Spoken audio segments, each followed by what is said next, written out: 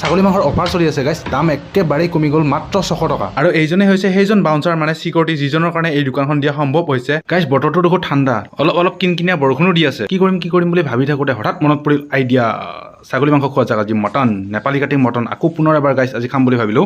আৰু লগে বাইকখন লৈ ওলাই দিলোঁ সোণাপুৰৰ বৰঘাটত লাগি। যিহেতু গাইছ আপোনালোকক এটা ভিডিঅ'ত দেখাইছিলোঁ যে সোণাপুৰৰ বৰঘাটতে পোৱা যায় একমাত্ৰ নেপালী কাটিঙৰ যিটো ছাগলী মাংস। আগৰ যিটো নেপালী কাটিং ছাগলী মাংসৰ ভিডিঅ' দিছিলোঁ, সেই ভিডিঅ'টোত বহুত বেছি মৰম দিছে, তো সকলোকে বহুত ধন্যবাদ গাইছ। আৰু এইফালে দেখিব পাইছে ছায়েন্স চিটি সোণাপুৰ।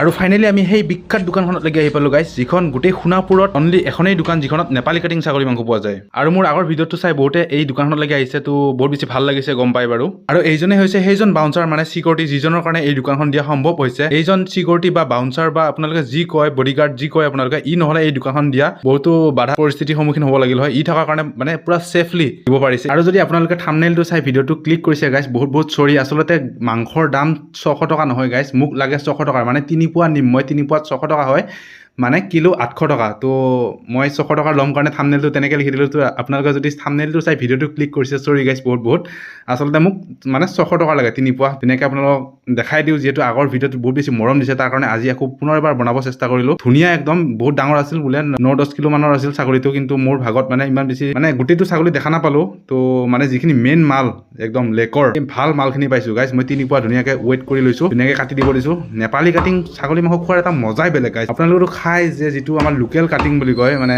অসমীয়া কাটিং বা যি কয় আপোনালোকে, তো সেই কাটিংটো খাই, তো এই নেপালী কাটিংটো আপোনালোকে খাই চাব, এটা মজা টেষ্ট গাইছ, একদম কি ক'ম আৰু, মোৰ খাই মানে এইটো আদত হৈ গৈছে। এতিয়া এইটোহে মানে ভাল পাওঁ, সেই বেলেগ ছাগলীটোতকৈ এই নেপালী কাটিং ছাগলীটোৱে ভাল পাওঁ। তো আজিও ফাইনেলি যিহেতু বতৰটো ঠাণ্ডা, তো ল'লোঁ আৰু 3 পোৱা গাইছ 600 টকাত। যদিও নেপালী কাটিং ছাগলী মাংস গাইছ, কিন্তু কাটা মানুহকেইজন নেপালী নহয়। ফাইনেলি লৈ ল'লোঁ গাইছ, এতিয়া গৈ বনাবহে লাগে। আৰু ইফালে মোৰ লগত আহিছিল আমাৰ মাইনা আহিছিলোঁ দুজনে ধুনীয়াকৈ ল'বৰ কাৰণে, একদম ধুনীয়া ঠাণ্ডা ৱেডাৰ। আৰু গাইছ আপোনালোকক যদি ছাগলী মাংসৰ ৰেচিপি লাগে তেতিয়াহ'লে কমেণ্ট কৰি জনাব, মই আপোনালোকক ধুনীয়াকৈ ৰেচিপি মানে বনাই দেখাব চেষ্টা কৰিম। তো ধুনীয়াকৈ কমেণ্ট কৰি জনাই দিব যদি ৰেচিপি লাগে।